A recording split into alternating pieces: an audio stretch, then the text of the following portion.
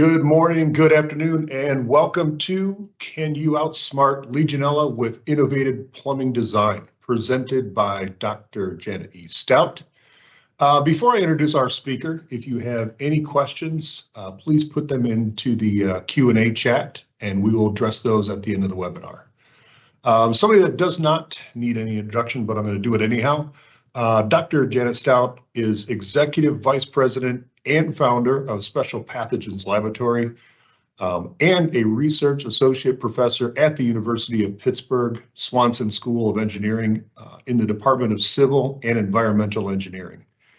An infectious disease microbiologist, Dr. Stout is recognized worldwide for more than 30 years of pioneering research in Legionella. Her expertise includes disinfection, control strategies for the prevention of Legionnaires disease and other waterborne pathogens.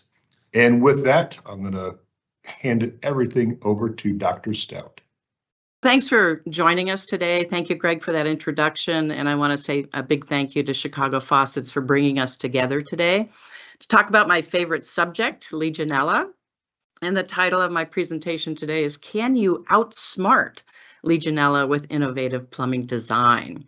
And, you know, I don't know if any of you have played with word clouds, but I created this word cloud, and I did it to sort of emphasize how much there is to discuss.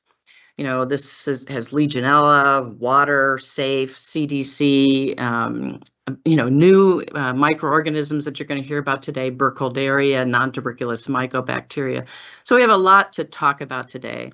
And just wanted to say one thing about the fact that I'm an infectious disease microbiologist. So I've been doing Legionella research for more than 30 years, and I kind of cut it off at 30. It's actually more. But I say when a microbiologist studies Legionella for more than 30 years, you're not a microbiologist anymore. You're a Legionellologist. Yes, I did make that up, but it adequately describes my career and my passion. And my mission is really to share with you what I've learned over these many years to help you manage Legionella and other waterborne pathogens. As Greg said, I have multiple affiliations, the Special Pathogens Laboratory, which is a PACE laboratory, as well as Special Pathogens Technology. Also affiliations academically with the University of Pittsburgh Swanson School of Engineering and the Public Health School. And finally, I just wanted to say that at Special Pathogens Laboratory, we're more than a lab. Even though laboratory is in our name, we do education like this, consulting and testing, of course. So today, just to give you a high-level overview of where we're going, we're going to talk about the microbiology of water systems. Not enough to put you to sleep, of course, and to emphasize that it's not just Legionella we're worried about anymore. Going to give you a little bit of update of regulations, standards on Legionella water management. And then, of course, talk about plumbing design and the goal of minimizing the risk of exposure to these pathogens. And then finally, just a few do's and don'ts of water management. So think of me as your microbiology tour guide. You see me holding the sign there, End Legionnaires disease. This is our big, hairy, audacious goal, which now I hope you will join me in this mission to end Legionnaires disease. But first, a riddle. Why did Legionella cross the road? Well, to get away from you, of course, because you, like me, are trying to control it and even kill it in some circumstances. So Legionella is kind of not too happy with us. So today I want you to think about bacteria in our water systems. And in fact, I want you to kind of think like a bacterium. And when I think about bacteria in our water systems, I ask the question, are they marauders or microbiome? And so what do I mean by that? So marauders are attackers, invaders, invasive. And the microbiome, for those of you who are not familiar with this term, the microbiome is naturally occurring community of microbes in our water systems, and they live together.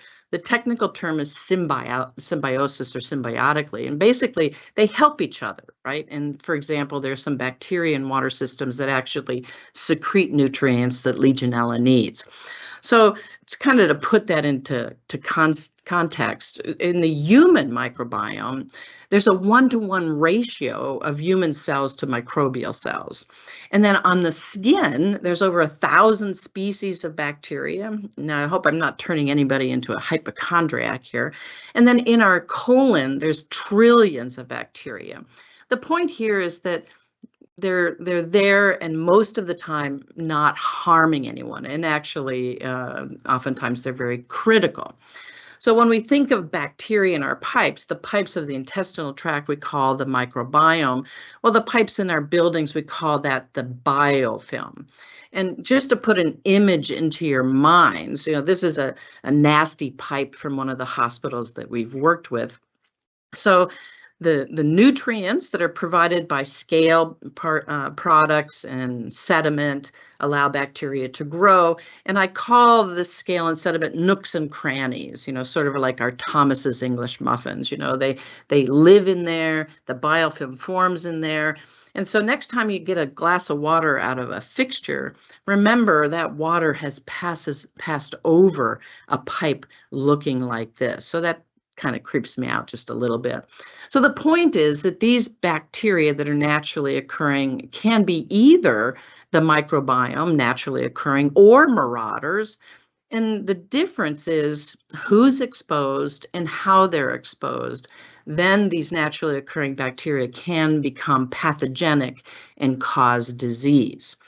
So remember, we're going to talk about the fact that it's not just Legionella anymore that we're concerned about. And this is particularly true for hospitals. There's growing awareness that although for years our focus has been on Legionella prevention, that hospital water systems are the source of infection for other waterborne pathogens as well. So who are these other waterborne pathogens? Well, this is the nastiest underside of a faucet I ever found, so that's why I picked this for the slide. So in the lower left, you see amoeba-resistant microorganisms. So there are amoeba in our water systems. These are unicellular organisms that some bacteria actually grow inside and utilize as part of their life cycle. Legionella is one of them, and also an organism called non-tuberculous mycobacteria, or NTM. Thank goodness for some acronyms. But other members that you'll find in water systems are Stenotrophomonas multifilia, Acinetobacter species, Pseudomonas aeruginosa. And these organisms are naturally occurring, but they also can be antibiotic resistant. So if infections occur, they are difficult to treat. So these are the members, some of the members of the bacterial community in our water systems. Well, what are they doing there? Well, I say they're having a party in our pipes. So you can see we made this little image with the microbes there and the microscopic party hats and balloons. So think about that. They are having a party in the pipes because they have everything they need to grow and thrive particularly in our warm water distribution systems. So what makes them grow? So this is our group of bacteria. So here's my question for you. Which one is Legionella? Well, of course, it's the cool one, the one with the sunglasses on, my favorite bacteria. What makes us grow? So I saw this publication and it got my attention for two reasons. It talks about the plumbing microbiome and how the materials that we use in plumbing design help that microbiome. So the title is Feeding the Building Plumbing Microbiome, the importance of synthetic polymeric materials for biofilm formation and management. Well, in this publication is this nice figure, and I like it because it's sort of like the journey of the microbes as they go from left to right, the source water, which is lakes and rivers, through the treatment plant, which actually usually is chlorine, and that changes the community of microorganisms. Those that are more chlorine resistant, like Legionella, continue through into the distribution system, which is the cold water distribution system of our communities. That is regulated by the Environmental Protection Agency. But when it gets to the final stage, the building plumbing system, after the meter into the building, well, then the regulations pretty much come to a halt. And the microbiology changes too. Building water systems are complex, particularly the addition of warm water distribution systems, which helps these bacteria to grow. So in this publication, they have this figure, and I don't mean for you to read the table on the left, but it describes what's in panel A here, the variety of piping materials that are used in our plumbing design, metals, synthetic materials like PVC, PEX, and then polypropylene, a variety of types of plumbing materials. And they make the point that these different plumbing materials actually create different environments for bacteria to grow, and some of them actually help certain bacteria to grow. But I wanted to focus on this last panel because our fixtures are complex, different plumbing materials, also tremendous surface area. So all of those pieces and parts are sort of broken down from a single fixture. And so you can see where there's lots of opportunity for bacteria to grow and spread. Well, this publication from the American Water Works Association talks about some of that plastic piping, PEX and polypropylene, and how they leach nutrients for various bacteria, particularly a bacteria called Pseudomonas aeruginosa. So the point here is that as we choose piping materials, they can impact and do impact the microbial community. One more publication on pipe materials from my colleague, Dr. Abe Cullum, who is the director of our Water Safety and Management Program consulting group here at Special Pathogens Laboratory, talking about premise plumbing pipe materials and disinfectants changing the sort of the network or characteristic of microbial populations. So again, going from left to right, these pipe materials and disinfectants change the microbial community. So here's our hospital, lots of vulnerable patients. The patient is shown there in the middle panel using the hot water piping. And then finally, the last piece here, that piping and the microbial population is impacted by the pipe materials, any disinfectants, impacting the microbial population. So the disinfectants there are chlorine, monochloramine, chlorine dioxide, and copper silver. Well, we actually want to point out to you that when you disinfect the water, you're not eliminating the organisms there, you're just changing the proportions, which ones are now dominating, right? And so we actually published a publication in 2014, Dr. Julianne Barron in our group in Open Access Plus One, talking about the shift in the microbial population in a hot water system that was treated with monochloramine.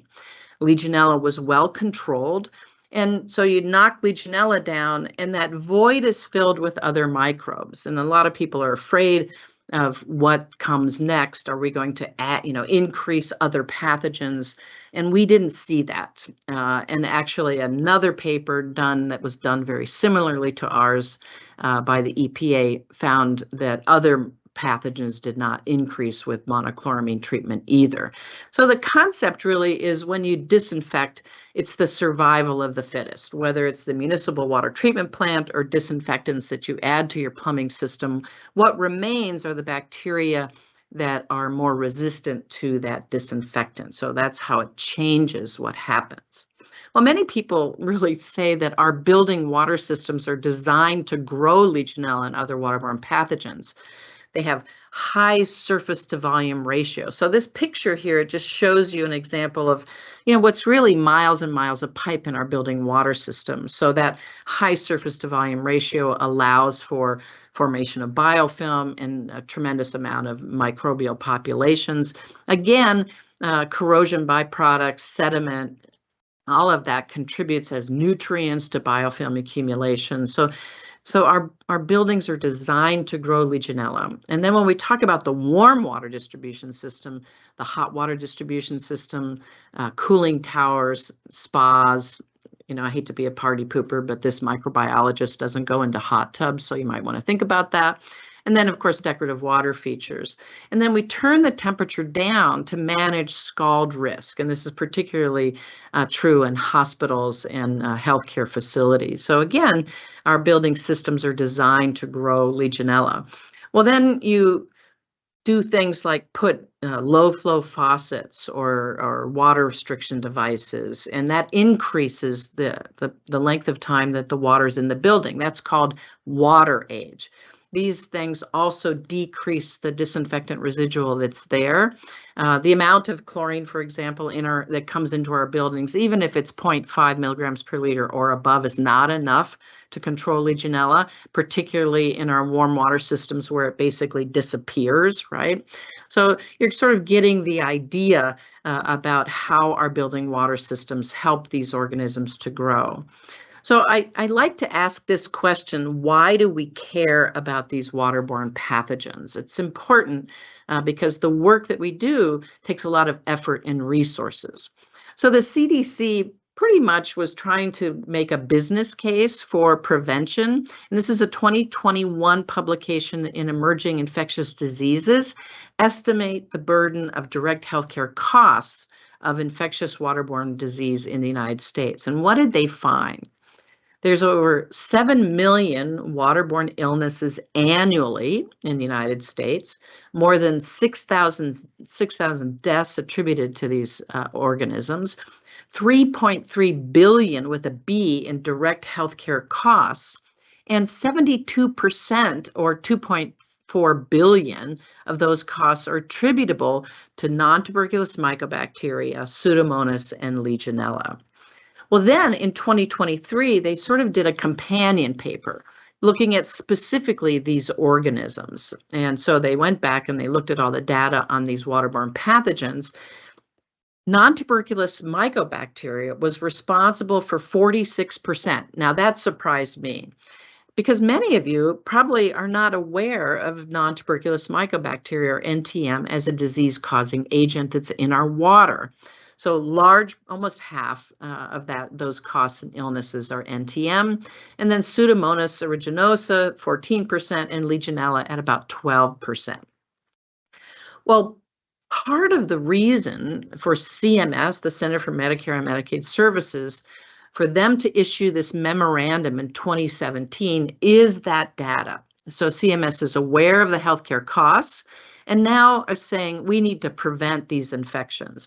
So I was very surprised to find this happen in 2017. And then the fact that they added not only to Legionella, these other opportunistic waterborne pathogens. So CMS says, we're concerned about this. So now you have to do a risk assessment if you're a healthcare facility to identify where Legionella and these other pathogens grow and spread.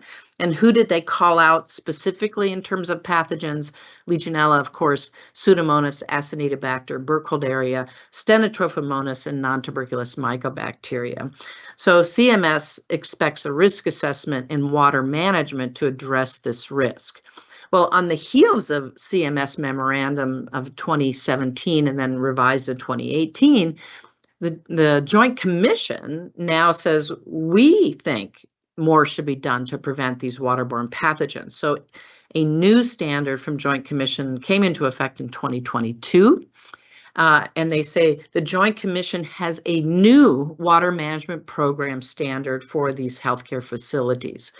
And the standard is based on CMS, as well as the Center for Disease Control and Prevention toolkits and the ASHRAE standard 188.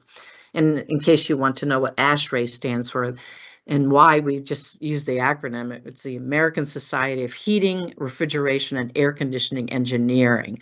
So ASHRAE is much easier to say. And part of the Joint Commission then is new elements of performance, or EPs. And their rationale for having this new standard is that they recognize that our water systems are complex.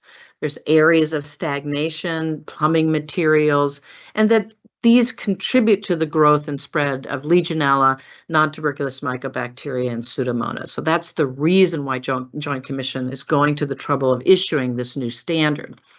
So it's in the Environment of Care, or EC, and it's 020502.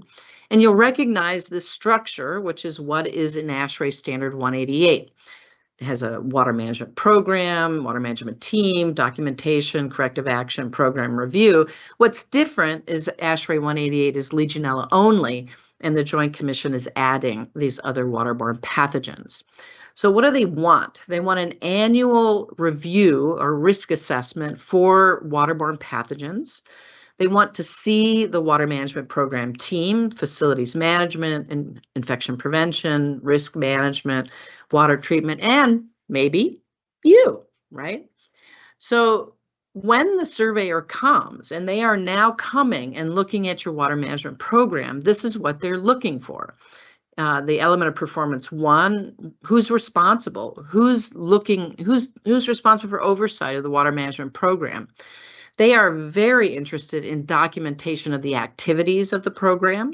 They want to see what you're doing specifically in terms of monitoring. And when that monitoring is out of limits, what is the corrective action? Then finally, you're not done when you do it the first time. You have to do it every year.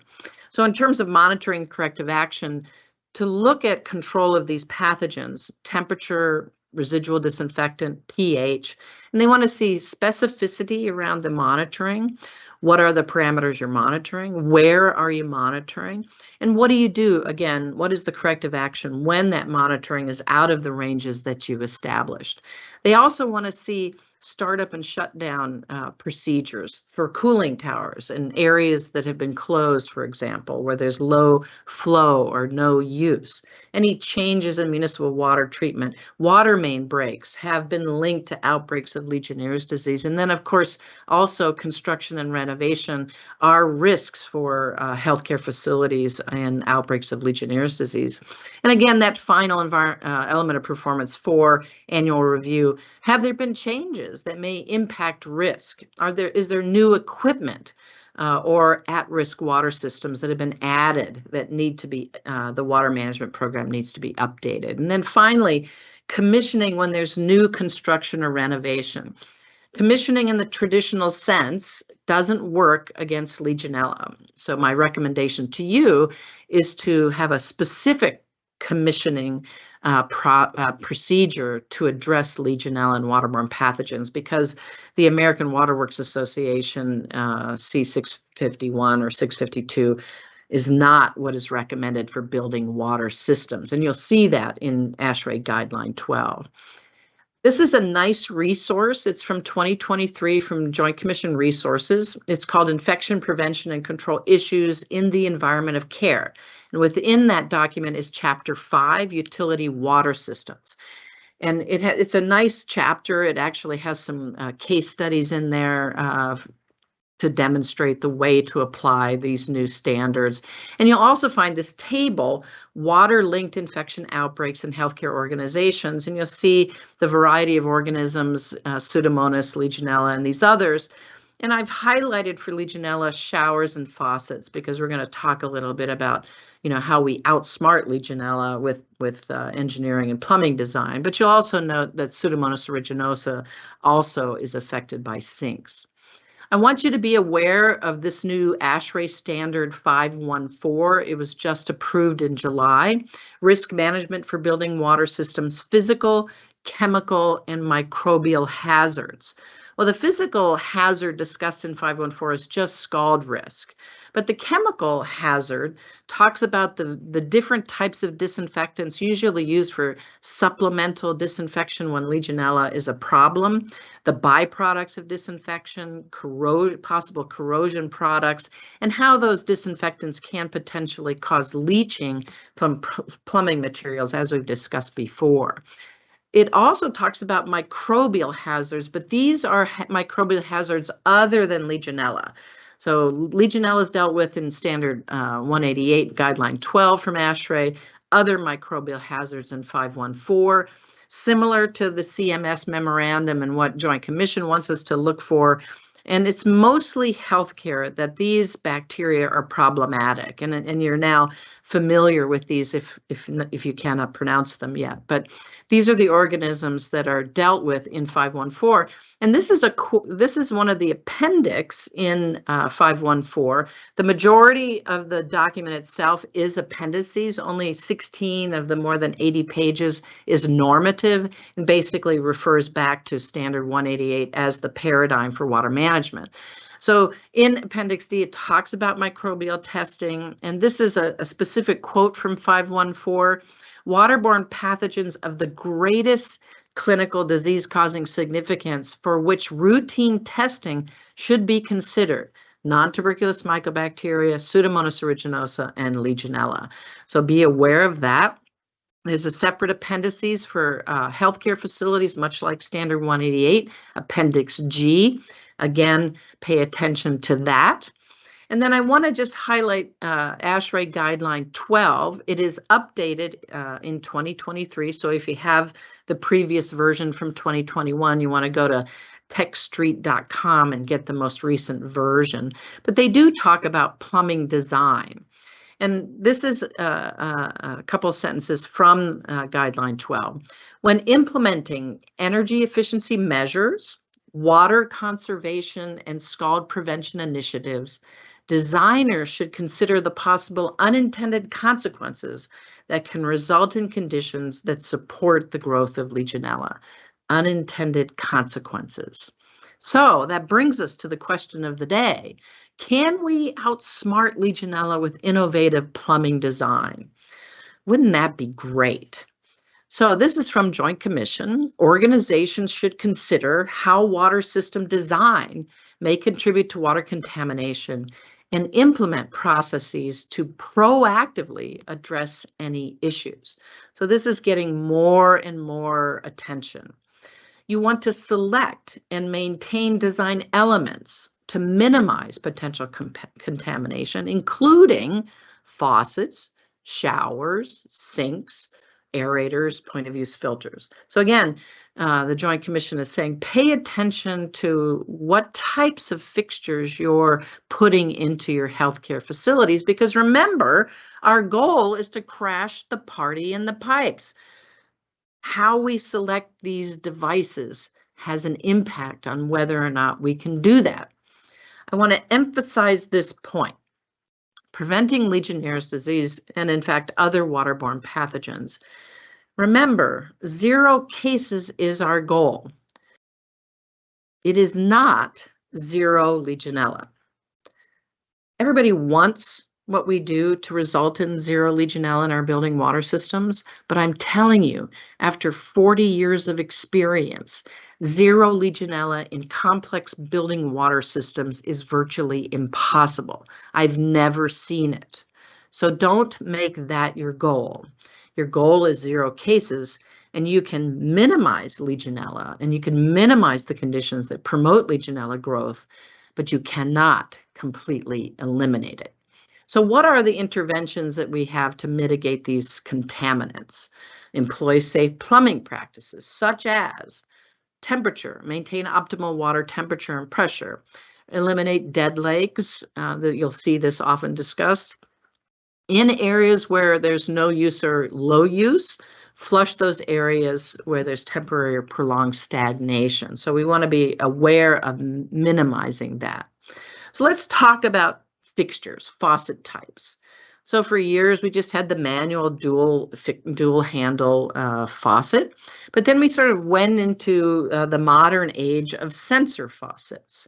Well, I can tell you that since 2001, this article, Journal of Infection, Hospital Infection, non-touch fittings in hospitals, a possible source of Pseudomonas aeruginosa and Legionella. So we've known for a long time that these electronic fixtures, as opposed to manual fixtures, can promote conditions that allow these organisms to grow. This is a 2016 publication talking about Pseudomonas aeruginosa in premise plumbing of large buildings. And they talk about the prevalence of Pseudomonas in different faucet types, manual and electronic, and sink drains. This is a free publication. It's called Microbiology Open. If you want a link to these publications, just email me after the presentation. So this publication from the group in Quebec had various recommendations for at the sink. Faucet design should minimize the surface area in contact with water. Remember, I talked about the high surface to volume ratio in our plumbing. It should minimize stagnant mixed hot and cold water volume. it should minimize the presence of plastic and elastomeric materials. These are the recommendations from that publication. And then finally, factors promoting the presence of Pseudomonas aeruginosa growth and biofilm development, flexible hoses, stagnant water, poor temperature control, and deadlikes should be avoided. So we know what to do, right? So when it comes to selecting plumbing fixtures or faucets, these are selected to meet plumbing code, save water, automatically turn off, create tempered water as an anti-scald activity, and then be non-touch because we don't want to pass bacteria on our hands. But all of that may increase the opportunity for Legionella and other pathogens to grow. So what are the contributors to contamination? We talked about the conversion to low flow fixtures. There's even flow restrictors that are now part of faucets. Another contributor is people aren't using the fixture. They're using our hand sanitizers, and so water sits in these fixtures for long periods of time. Then I want to draw your attention to the lower right-hand corner where all those letters are. These fixtures are complex. You know, they have many, many more parts. They have check valves that are plastic. And so the surface area and the complexity of these electronic fixtures adds to the opportunity for these bacteria to grow. So we want our faucet design to be smarter. So we could do it with antimicrobial design features and materials, programmable flushing, the mixing valve, reducing the opportunity for cross connection because some of these actually fail and cold water goes over to the hot and hot water goes over to the cold, and have bypasses in them so that when we want to do a superheat and flush or thermal disinfection, we can do that. And so these are the ways that we want to approach smarter faucet design. And thankfully, large manufacturers of faucets like Chicago Faucets are hearing us. So they've developed a new faucet called the Hydronic for patient care, particularly in hospitals. Has copper, which is antimicrobial, temperature adjustments, low volume, reducing that volume of water in the solenoid, and low lead cast brass and non-aerator flow. And one of the things I'm proud of is our group at the University of Pittsburgh Swanson School of Engineering and our group at Special Pathogens has helped Chicago Faucets test these new designs over the years to arrive at these new products. In addition, they've added this minimization of stagnation by adding a flush activation. And so this is sort of smarter technology so that it can do a hygiene flush. It can automatically, you set the frequency and the duration electronically, I think from your phone. Isn't that great? So that makes our fixtures smarter. And I want to remind you why this is important. Why are we and other manufacturers doing this? And so this is a publication from the Journal of Pediatrics and Child Health in 2012, Pseudomonas aeruginosa infections due to electronic faucets in a neonatal intensive care unit. No babies get waterborne infections, whether it's Legionella, Pseudomonas, or anything else. And we can help accomplish that with smarter design. Well, what about showers? How do we make our shower design smarter? Antimicrobial design features and materials. Changing the shower head design, which changes the flow to reduce aerosolization, the presumable mode of transmission for Legionella from showers. And then automatically draining the shower valve to prevent stagnation and pooling of water. And once again, Chicago Faucets has listened to this, and you can see, you know, that long length of hose and standing water that could create a problem for microbial growth there. And so they have automatic drain shower. So the automatic valve drains that water down, and then that also includes the hand spray hose as well. So that keeps that column of water from sitting there for, you know, however long and allowing bacteria to grow. Now, this is a publication that was just accepted for publication in Environmental Science, Water Research and Technology from my colleagues and collaborators at the University of Pittsburgh Swanson School of Engineering. So what did they do? Well, they evaluated a shower head that had silver in the shower head plastic, right? And so the idea here with this figure is the point of use shower head has silver, and then that could also be incorporated into the fixture. Well, how do they do that kind of thing? Well, this is cool, right? They use nanoparticles, silver nanoparticles embedded into the plastics. And there's a group at the University of Pittsburgh that are expert in nanoscience. Well, the title of this paper is Moving Beyond Silver in Point of Use Drinking Water Pathogen Control. And I love this. The silver bullet solution likely does not involve silver after all. And so the outcome of the study showed that the amount of silver that could be put into the shower head and the length of time of exposure were insufficient to control microorganisms, for example, like Legionella and non-tuberculous mycobacteria. However, the authors want to make sure that you understand that this is an avenue for continued work. Point of use treatment and mitigation is an important strategy for pathogen control, and they want more research. Of course, researchers always want more research, but there's an opportunity to design these materials to make pathogen control a reality. So that's our smarter showers. Well, what about the drain, the sink drain? Well, this is a review paper from 2020 from infectious disease physicians and infection control professionals. Our sink drainage system, a reservoir for hospital-acquired bacteria, that's the fancy name for gram-negative bacteria, and infection.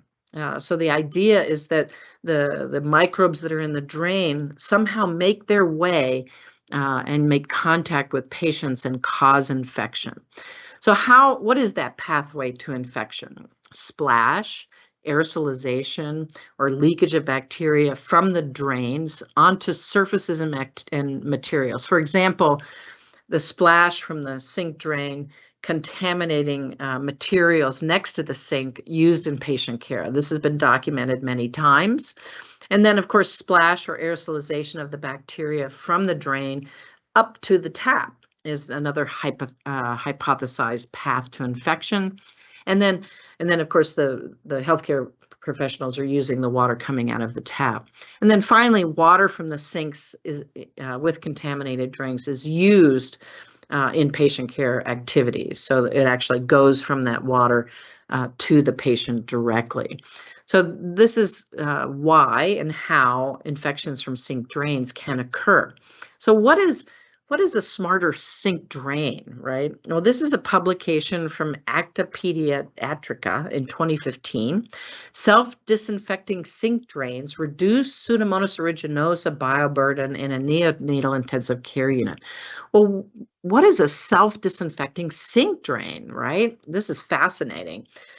Well, this is a German company, and they have this apparatus at the sink drain that heats the water in the drain pipe to very high temperatures, 85 degrees Celsius or 185 degrees Fahrenheit. It's followed by sonic treatment, sort of shaking it a little bit to get that biofilm loose and cleaning, and that helps clean the sink before the heat switches off. So fascinating, right?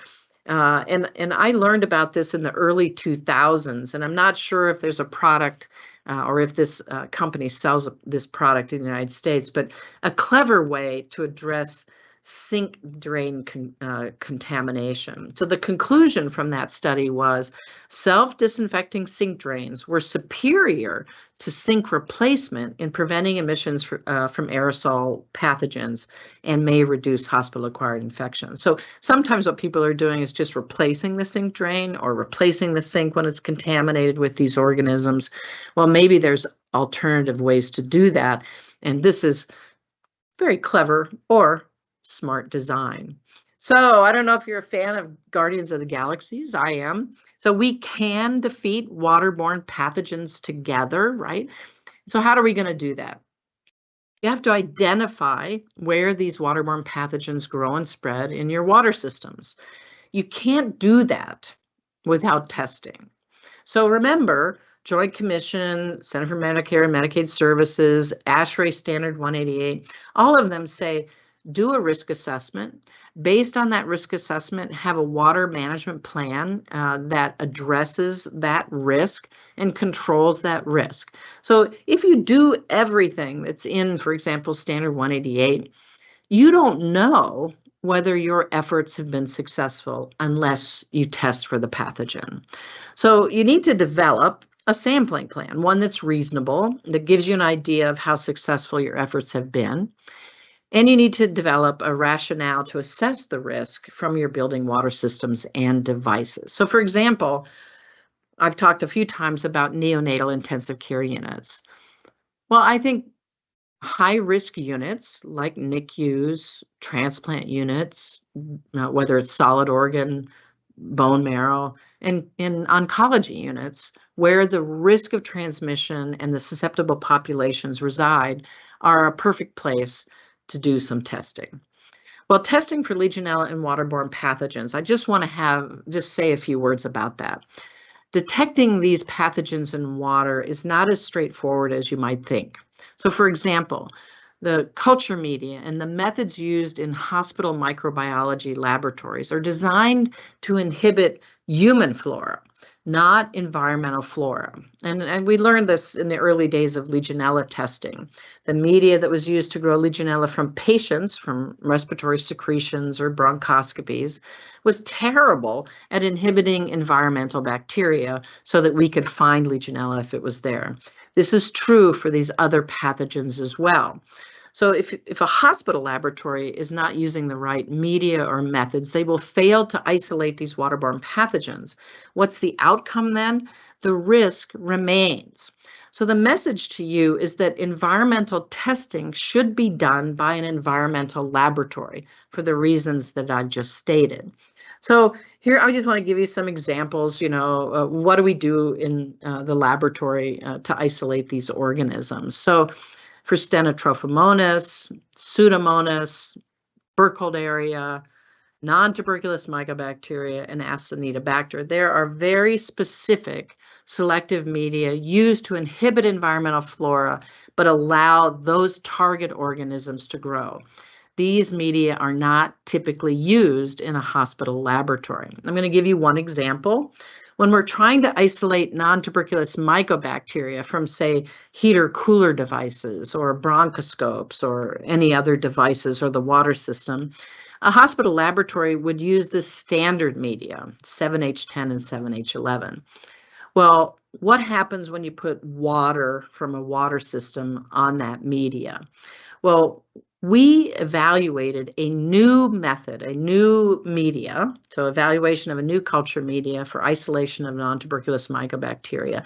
And this was published in 2021. So this is our group working in connection with others to evaluate this new methodology.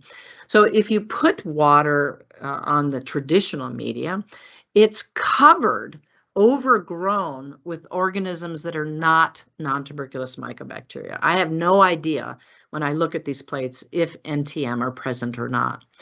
Now the new media, same water on these plates, is put on the new media. The only thing that's growing is non-tuberculous mycobacteria.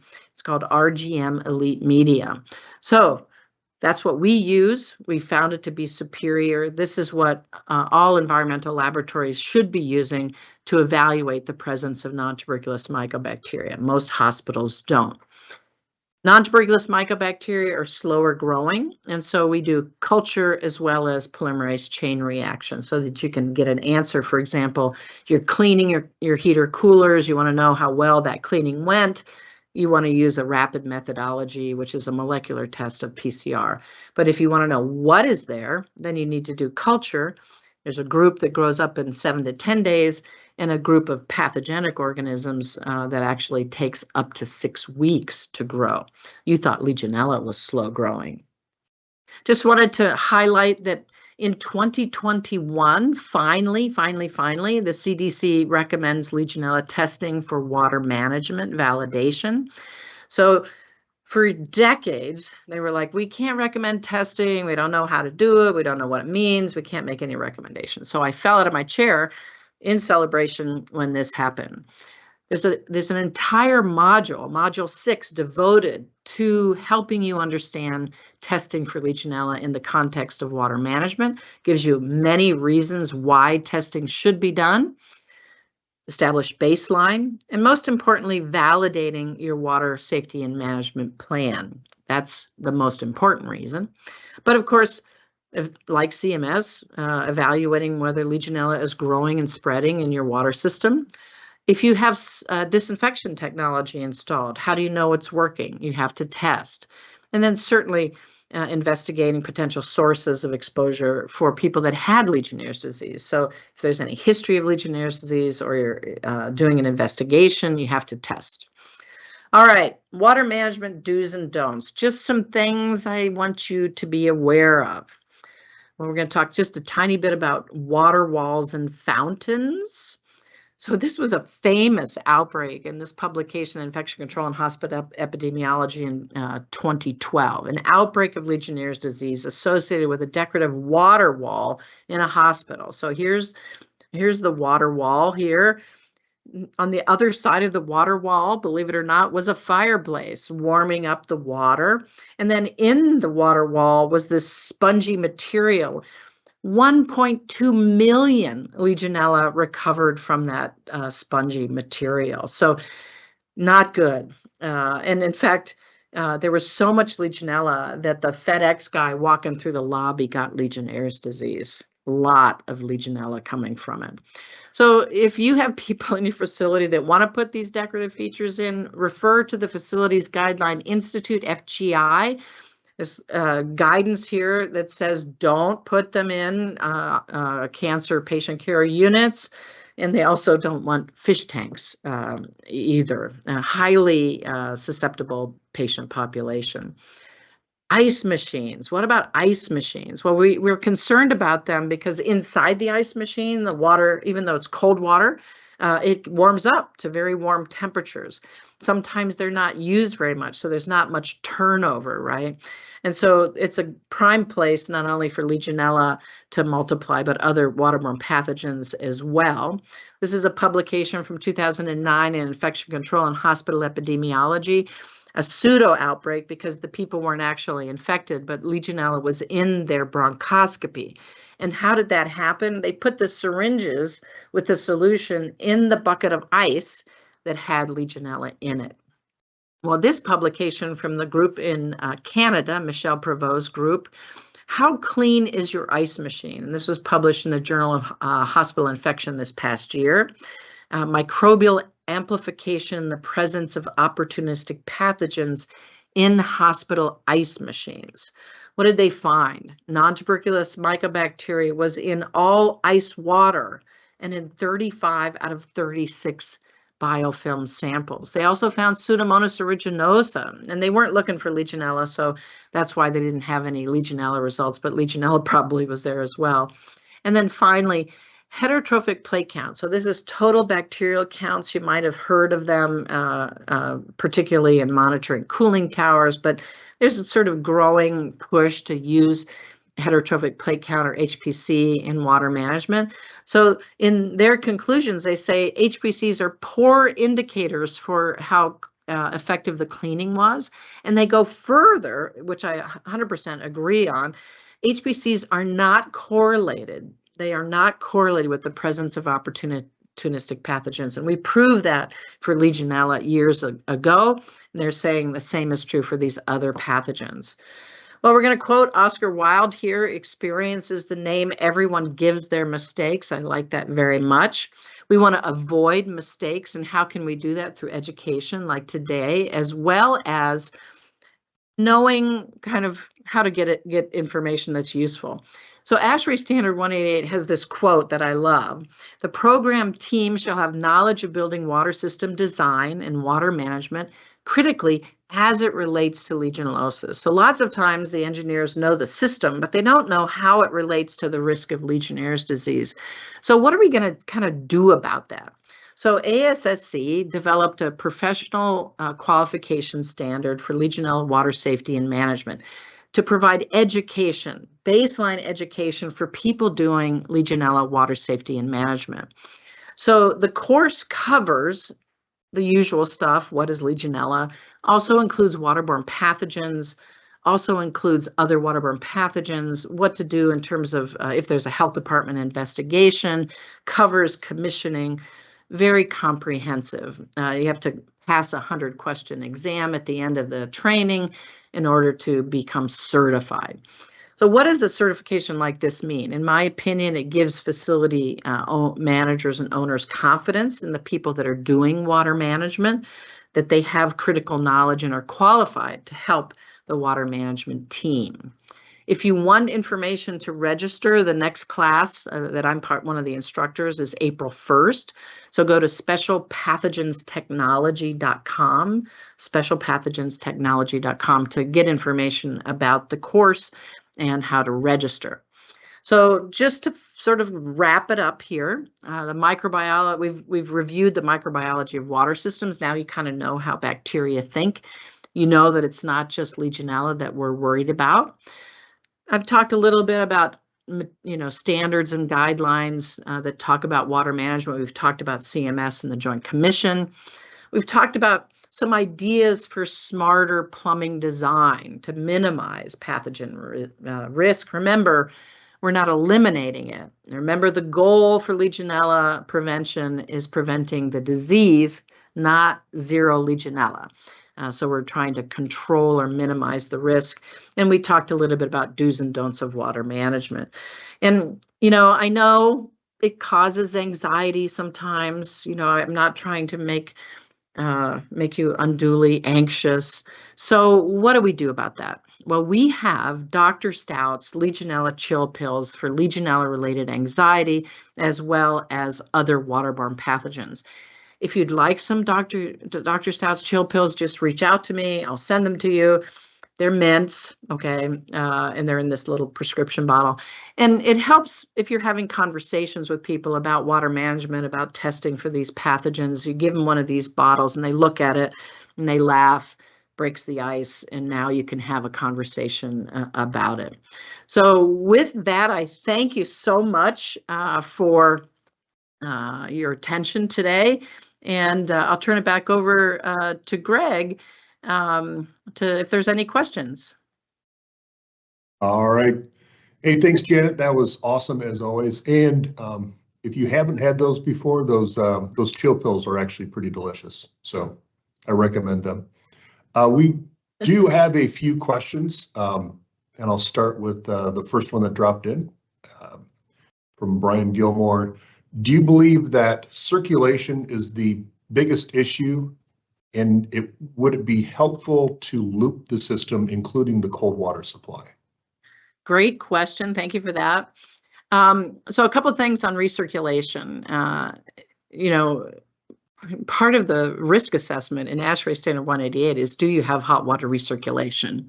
And the reason for that question is you recirculate and then you distribute, and that creates more volume and conditions for Legionella and some of these other pathogens to grow.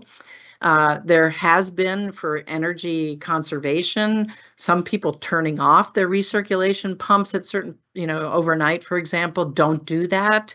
That just creates some stagnant conditions and reduced water temperature, which is bad. Bad for us, good for Legionella and other waterborne pathogens. So looping, water movement, I think you've sort of, grasped the theme here. Water movement is good. If you could create that, I think that's a great idea. That would be a smart engineering control. Cold water, I think it depends on where you are in the United States or the world. The Northeast, the cold water is fine in terms of staying in a temperature range where Legionella is not going to grow. But in other regions, let's say Arizona, where the pipes aren't deep in the ground and the temperatures are extremely high, cold water isn't cold anymore. And actually, it's not exactly energy efficient, but people have actually chilled cold water systems and recirculated them to control the conditions there. So it's a great idea. Might be pricey and energy inefficient, but you've got the right idea. I love it. You're thinking like a bacteria. All right. We got another one from Jack, and then a follow-up question, I think, which these kind of complement each other. So can we get links to the CMS and Joint Commission standards / requirements? Sure. Just email me, jstout@specialpathogenslab.com, jstout@specialpathogenslab.com, and I'll be happy to send you links. And then very similar, there are many standards and guidelines offered by industry organizations such as the ASHRAE 188, ASHRAE Guideline 12, as well as the CDC and OSHA. How does an engineer know which one to follow? Right. So for many years, we had very little information, and now we have lots of information. So the way that I would answer that is, depending on what your role is, you certainly need to be aware of 188. You need to be aware of ASHRAE Guideline 12, which is sort of a companion piece to Standard 188. It's focused on Legionella management, sort of expands upon the ideas that are presented at a very high level in Standard 188, gives you sort of more meat to understand how to do the controls. And then more recently, ASHRAE Standard 514 about other pathogens. You know, I think the most significant value of 514 is that it really gives some information to address how Joint Commission and CMS say control these other pathogens. Well, there's nothing really in 188 or Guideline 12 about these other pathogens. So 514 is really one of the only places to get some of that information. And then I had a question the other day about cooling towers, and one of the best documents for managing cooling towers, in my opinion, is the Cooling Technology Institute Guideline 159. So if you go to the Cooling Technology Institute webpage, you can buy that guidance document for like $50.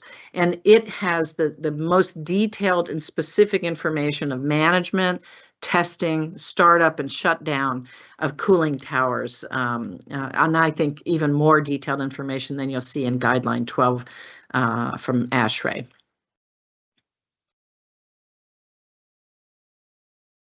All right, great. A couple more questions just dropped in as you've been talking.